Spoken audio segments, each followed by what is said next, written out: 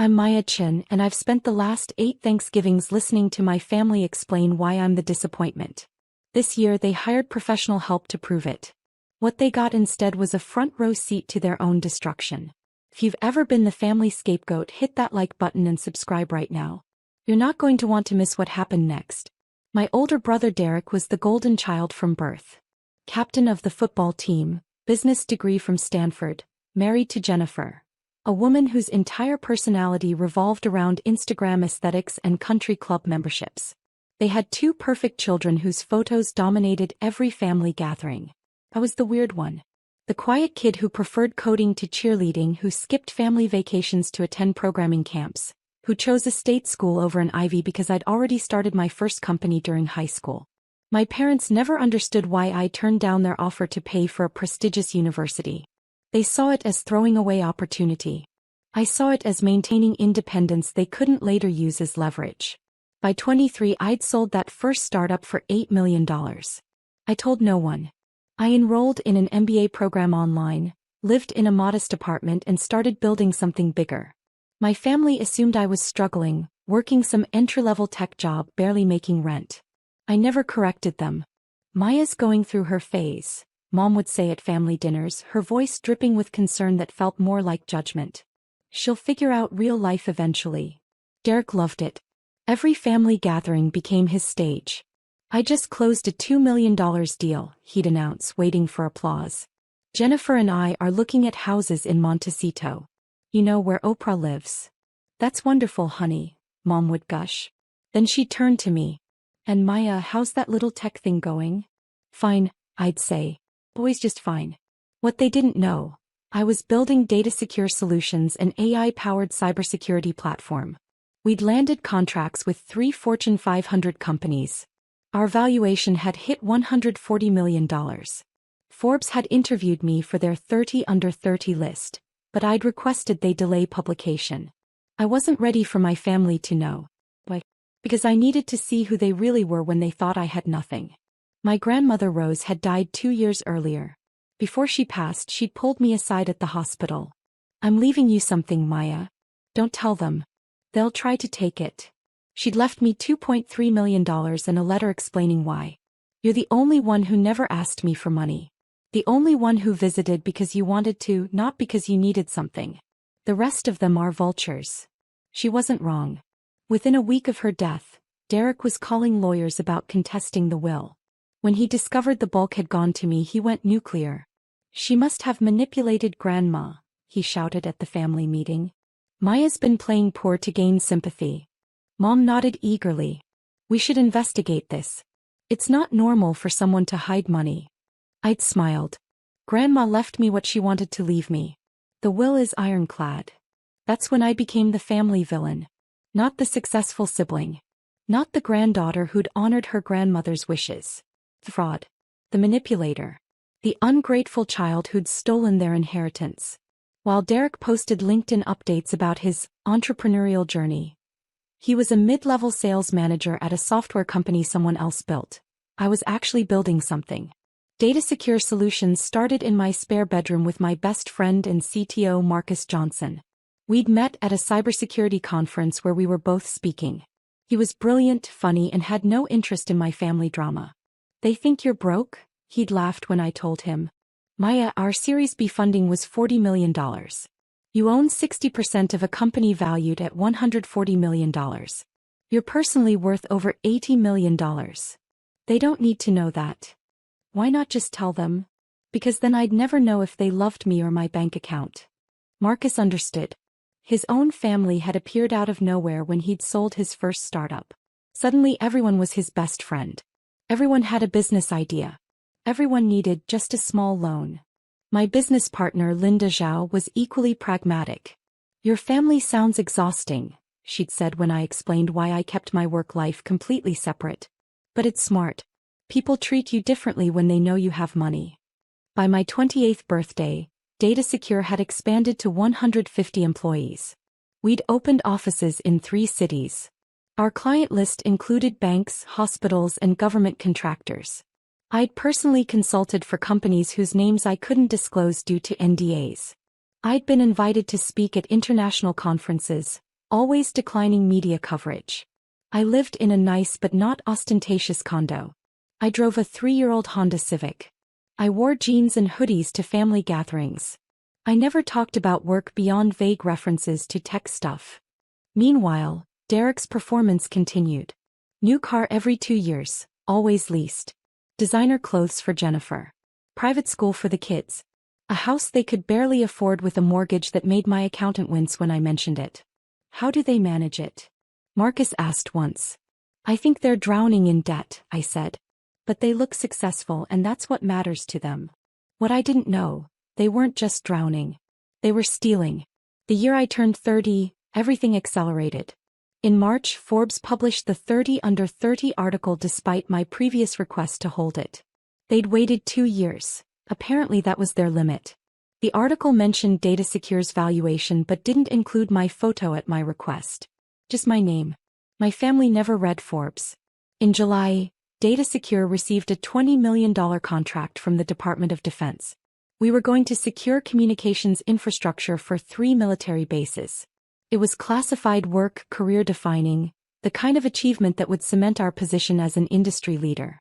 I told my family I'd gotten a promotion at work. That's nice, dear, Mom had said, barely looking up from her phone where she was liking photos of Derek's vacation in Tuscany. In September, my Uncle John called. He was my father's brother, always friendly, always interested in my life in a way my parents weren't.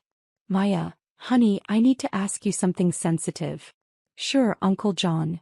Have you thought about estate planning? You're 30 now. You should have a will, power of attorney, that sort of thing. Seemed caring. Thoughtful even. I should have known better. I have a lawyer handling that, I said. But thank you. Who's your lawyer? I just want to make sure you're working with someone reputable. Warning bells. Quiet but present.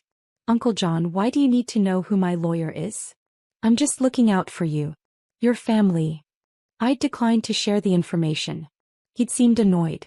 Within a week, 3 more relatives had called with similar questions. And Sarah wanted to know where I banked. Cousin Michelle asked about my investments.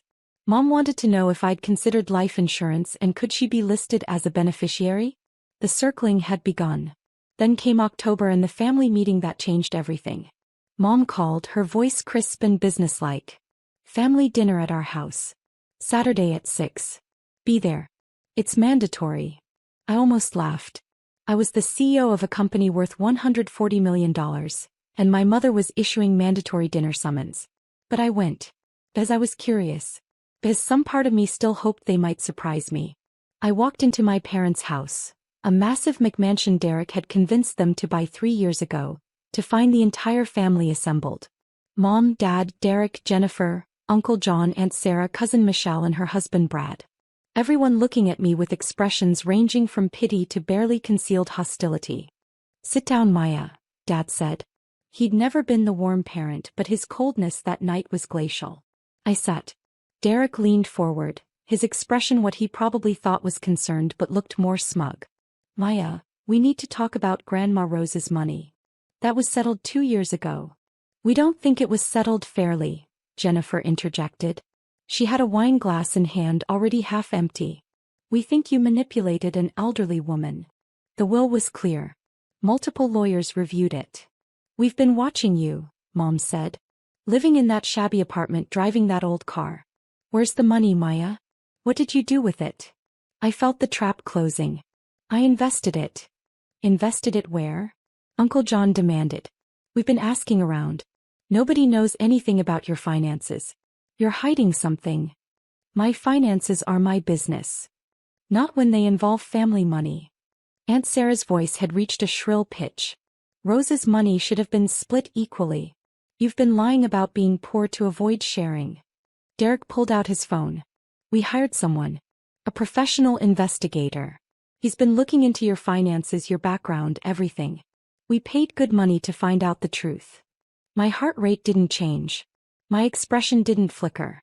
Because I knew something they didn't. I'd built my company on securing data. I knew exactly how to protect my own. Any investigator worth his fee would find exactly what I allowed him to find. And quite possibly more than my family wanted anyone to find. You hired an investigator, I repeated. To investigate me. To prove you're lying. Mom's hands trembled with righteous anger. You've been playing us for fools. Living like a pauper while hiding millions. And when he proves it, Derek said, you're going to split that money with the family. The way it should have been done originally. I nodded slowly. And if the investigator doesn't find what you think he'll find? He will, Jennifer said confidently. We paid top money. He's the best. When do I meet this investigator? Thanksgiving, Dad announced. We're having him present his findings at Thanksgiving dinner. In front of everyone. Public humiliation. They wanted witnesses to my downfall. They wanted everyone to see me exposed, cornered, forced to hand over what they believed I'd stolen. Okay, I said simply. They looked confused by my calm. Okay. Derek repeated. That's all you have to say? What would you like me to say? If you've hired an investigator, his findings will speak for themselves. I stood up. Is there anything else? Mom's eyes narrowed. We know you're hiding something, Maya. And when we prove it, you're going to wish you'd been honest with us from the start. I walked out without another word. Drop a comment and let me know where you're watching from tonight. I drove home and called an emergency meeting with Marcus and Linda. They did what? Marcus stared at me, coffee cup halfway to his mouth. Hired a private investigator to prove I'm hiding Grandma's money. Linda started laughing. They have no idea what they've just done, do they? None. Maya, Marcus said carefully, any PI worth his fee is going to find data secure. And when he does proper due diligence, he's going to find a lot more than my company, I finished. We'd built data secure with one core principle. Know your vulnerabilities before your enemies do. As part of our security protocols, we ran background checks on everyone who had access to sensitive information. That included running financial security checks to ensure no one was susceptible to bribery or blackmail. A year ago, after Derek's increasingly aggressive questions about loans and my parents' hints about family helping family financially, I'd authorized a quiet background check on my immediate family. Not to hurt them. To protect myself. What we found was worse than I'd imagined. Pull up the files, I told Linda. She opened her laptop. Derek Chin. Embezzlement from his employer totaling $127,000 over 18 months.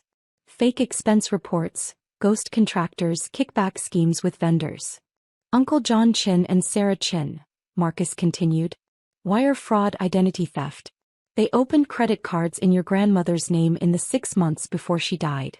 Total charges, $89,000. Then they forged her signature to have the bills sent to a P.O. box. Your parents, Linda said quietly. Credit card fraud, forgery. They've been using Derek's access to his company's vendor accounts to create fake invoices. They're routing money through accounts they control. The total is $264,000. $480,000 in combined fraud and theft. My family wasn't just entitled. They were criminals. If a good PI digs even slightly, Marcus said, he'll find all of this. Financial irregularities, suspicious transactions, the works. Especially if he's doing a comprehensive background check thinking he'll find hidden assets. They've handed us everything, Linda said. They're so focused on proving you're hiding money, they never considered what else might be found. I called my lawyer Richard Morrison, who'd handled Grandma Rose's will. Richard, I need you at Thanksgiving dinner. My family hired a PI to investigate me. I want you there when he presents his findings. Maya, do you know what he's found? I know what he should have found if he's any good at his job. Can you be there? I wouldn't miss it. Next, I called the one investigator I trusted. Jennifer Reeves, former FBI agent who now ran a private investigation firm we'd used for corporate background checks. Jennifer, I need a favor. A PI named, I checked the business card my brother had flashed. Thomas Warren from Warren Investigations was hired to investigate me. I need to know what he found. I know Tom Warren, Jennifer said. He's thorough. Almost too thorough. If your family hired him thinking he'd just find hidden bank accounts, they're in for a surprise. Tom doesn't do half jobs. If there's dirt anywhere in a case, he finds it. That's what I'm counting on. You want me there? Please. Thanksgiving dinner. 4 o'clock. I'll text you the address. The Wednesday before Thanksgiving, I got a call from a number I didn't recognize. Miss Chin? This is Thomas Warren. I was hired by your family to investigate your finances. My pulse quickened. I know.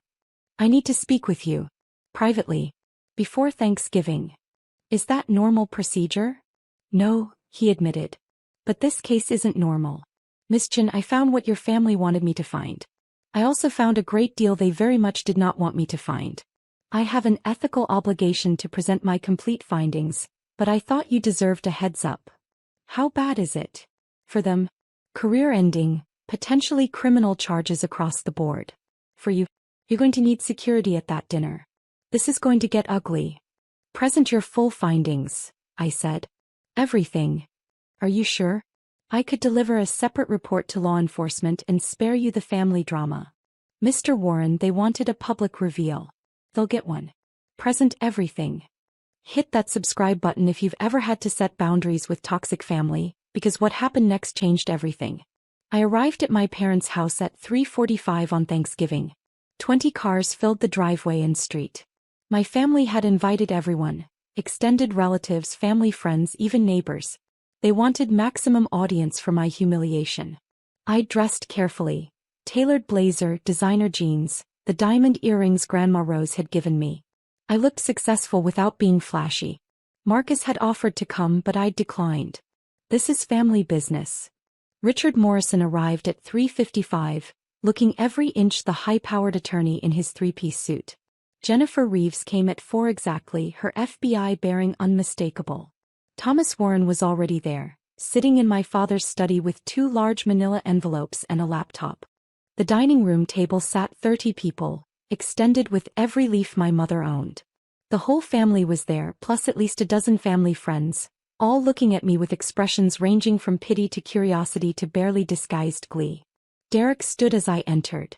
Why? So glad you could make it. Wouldn't miss it. Jennifer caught my eye with concern. You're seriously outnumbered here. I know. Mom clinked her wine glass. The room fell silent. Thank you all for coming. Before we eat, we have some important family business to address. My stomach was a knot, but my face remained calm. As many of you know, Mom continued, there have been questions about Maya and the inheritance she received from Derek's and my mother Rose. Questions about honesty, transparency, and family loyalty. Murmurs of agreement rippled through the room. Dad stood. We love Maya. But we've been concerned. She claims to be struggling financially while living off a substantial inheritance. We decided we needed answers. So we hired the best, Derek announced. Thomas Warren from Warren Investigations.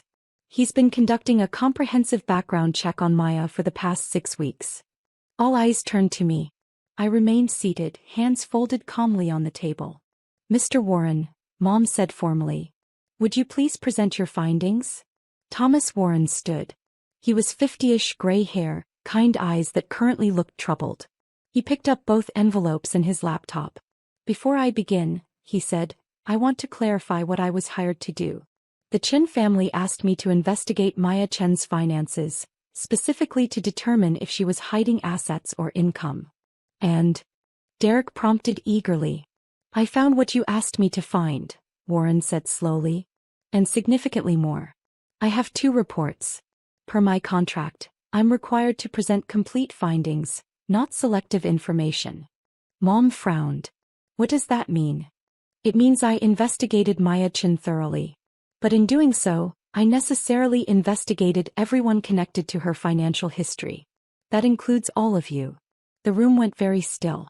Warren opened the first envelope. Report 1. Maya Chen's financial status. He pulled out a document and began reading. Maya Chen is the founder and CEO of Data Secure Solutions, a cybersecurity AI company headquartered in San Francisco. The company was valued at $140 million as of last month's audit. Ms. Chen owns 60% of the company, making her personal holdings worth approximately $84 million. Gasps echoed around the table. Derek's face went white. In addition, Warren continued, Ms. Chen has a personal investment portfolio worth $23 million, real estate holdings valued at $4.7 million, and liquid assets of approximately $8 million. Her company has secured contracts with multiple Fortune 500 companies and recently signed a $20 million Department of Defense contract. He pulled out a Forbes magazine. She was featured in Forbes 30 Under 30 2 years ago. The article was published at her request only after a 2-year embargo. He slid a folder across the table to me. Ms. Chin, your complete financial profile. Everything your family asked me to find. I didn't open it. I knew what was inside. Mom's voice shook. You've been lying to us for years? I never lied, I said calmly. I told you I worked in tech. I said I was doing fine. Everything I told you was true. I just didn't specify how fine I was doing. You let us think you were struggling. Jennifer shrieked. You assumed I was struggling, I corrected. I lived modestly. I drive an old car. I dress simply. Those were my choices. I never asked you for money. I never complained about finances. You made assumptions. Derek slammed his hand on the table. You hid this from us. Your own family. Yes, I said simply. I did. Why? Dad demanded. Because I wanted to know if you'd love me without my money. And now I know the answer. Warren cleared his throat. If I may continue, there's a second report. The room had erupted in angry muttering. Uncle John stood up. This is unbelievable. You've been hiding millions while we... Mr. Chin, Warren interrupted sharply. Please sit down. You particularly need to hear report 2. Something in his tone cut through the chaos. Uncle John slowly sat. Warren opened the second envelope. His expression was grim. Report 2. Financial irregularities discovered during investigation. My mother's face began to drain of color. In the course of investigating Maya Chin, Warren read, I conducted standard due diligence on all individuals with access to the inheritance in question. This included background checks on immediate family members. He pulled out a thick document. Derek Chin, employed at SoftLogic Incorporated as regional sales manager. During my investigation, I discovered irregularities in expense reports filed over the past 18 months. Fake vendor invoices, non-existent client entertainment expenses, ghost contractors. Total embezzled. $127,000. Derek shot to his feet. That's a lie. You can't prove. Warren slid a folder toward him. Wire transfers, forged receipts, email correspondence with the fake vendor accounts you created. I've already contacted SoftLogic's fraud department. They confirmed the investigation started this morning. Derek's legs gave out. He collapsed back into his chair.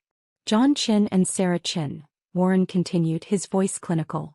In the 6 months before Rose Chen's death and 3 months after, 23 credit cards were opened in Rose Chen's name. Charges totaling $89,000 were made on these cards. The bills were sent to a P.O. box registered to Sarah Chin.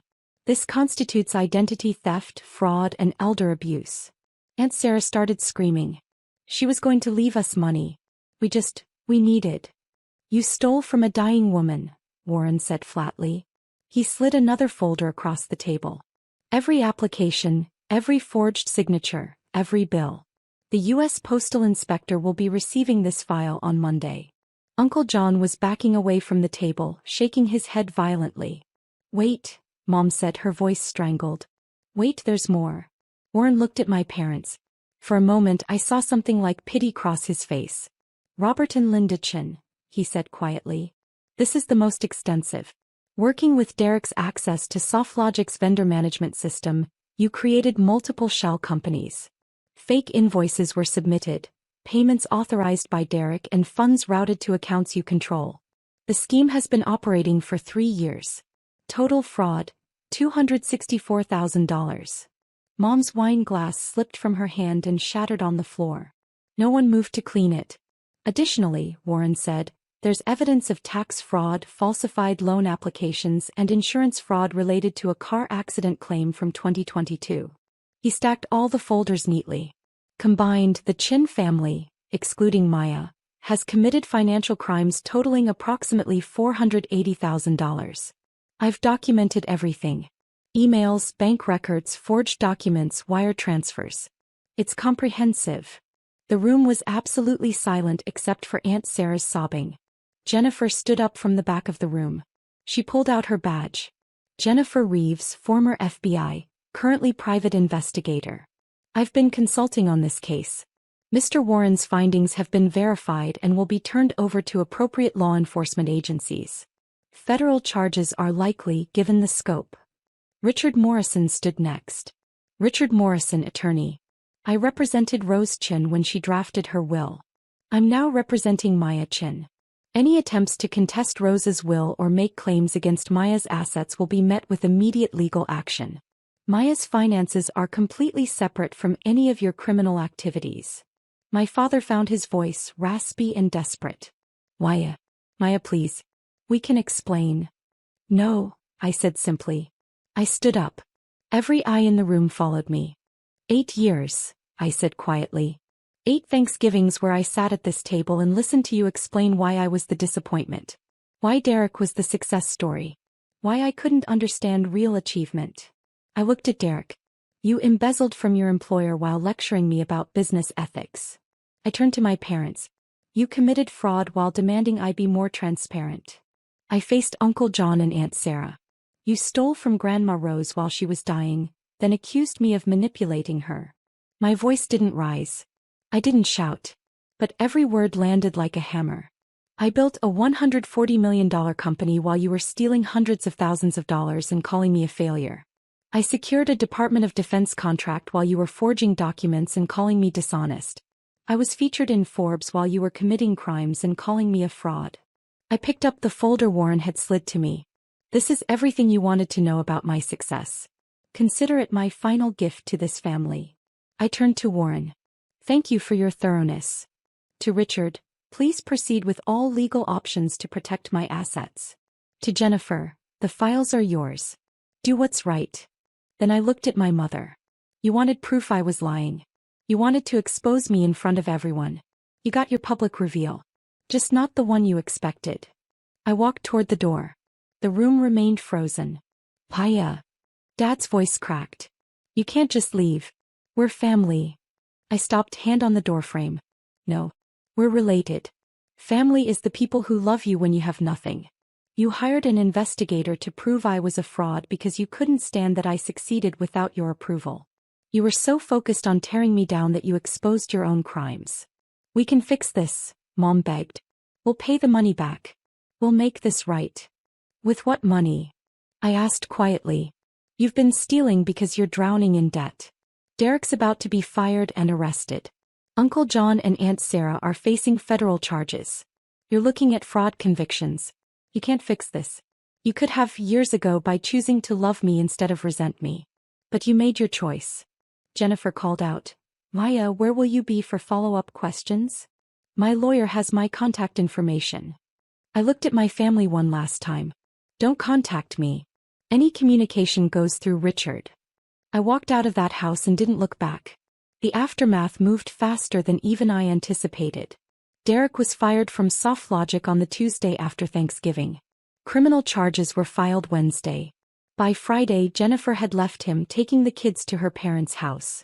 Their Montecito house viewing was canceled. They listed their current house for sale at a loss. Uncle John and Aunt Sarah were arrested on federal charges the following Monday. The bail was set at $50,000 each. Money they didn't have. They spent 3 days in jail before a bail bondsman would work with them. My parents received notice that they were under investigation for fraud and tax evasion on Wednesday. Their bank accounts were frozen pending the investigation. Dad's credit cards were declined when he tried to pay for groceries. Mom had a breakdown in the frozen food aisle when she realized she had no access to money. I knew all this because Marcus had set up a news alert system. Not because any of them could contact me. Richard had sent cease and desist letters to everyone, making it clear that any attempt to reach me would result in harassment charges. The extended family who'd attended that Thanksgiving dinner scattered like roaches when lights turn on. Suddenly no one had known about the investigation. Everyone claimed they'd just come for turkey. The neighbors who'd watched with such eager judgment were now avoiding my parents entirely. Within 2 weeks, Derek had accepted a plea deal, 18 months in prison, 5 years probation, full restitution. He'd have a felony record. His business career was over. Uncle John and Aunt Sarah's trial was set for 4 months out, but their lawyer was already discussing plea agreements. Federal prosecutors had everything. The P.O. box rental, the forged signatures, the credit card applications, the purchases. There was no defense. My parents faced the longest investigations. The scheme Warren had uncovered was complex, years in the making. But every shell company, every fake invoice, every fraudulent wire transfer was documented. Their lawyers gave them honest advice. Plead guilty, hope for reduced sentences. 6 weeks after Thanksgiving, I received a letter. Not to me directly. Richard intercepted it per our agreement and called to ask if I wanted to hear it. Who's it from? Your mother. I hesitated. Some damaged part of me still hoped for an apology. For acknowledgement. For something human. Read it. Richard cleared his throat. Maya, I know you won't talk to us, but I'm writing to beg you to reconsider. We're losing everything. The house is in foreclosure. We have no money. Your father can't work while under investigation. We need help. I know we made mistakes, but we're family. Family helps each other. Please reconsider. We could lose everything. Love, Mom. The letter was about money. Even now it was about money. Richard, draft a response. Tell her I did reconsider. For 8 years, I reconsidered every time I sat at their table being called a failure. Every time Derek announced his success while I stayed quiet. Every time they demanded I be transparent while they were committing crimes. I reconsidered constantly. My answer is no. Why? They're not losing everything because I won't help. They're losing everything because they stole nearly $500,000 while calling me dishonest. Natural consequences aren't cruelty. They're just consequences. 2 months later, my parents accepted a plea deal. 3 years in prison each, restitution, 5 years probation upon release. Derek was already serving his sentence. Uncle John and Aunt Sarah got 2 years each. The family shattered completely. Cousin Michelle stopped speaking to everyone. Family friends distanced themselves. The few relatives who'd been kind to me over the years reached out quietly, apologizing for not seeing what was happening. I accepted those apologies. Because they'd never participated. They'd just been present. 9 months after that Thanksgiving, I sat in my office at Data Secure headquarters. We'd just landed another major contract. The company valuation had increased to $180 million. Forbes wanted another interview. Marcus knocked on my door. You have a visitor. She says she's your cousin Michelle. I hadn't seen Michelle since Thanksgiving. Send her in. Michelle looked exhausted. Dark circles, no makeup, casual clothes. Nothing like the polished social media influencer she'd been. Maya, she said.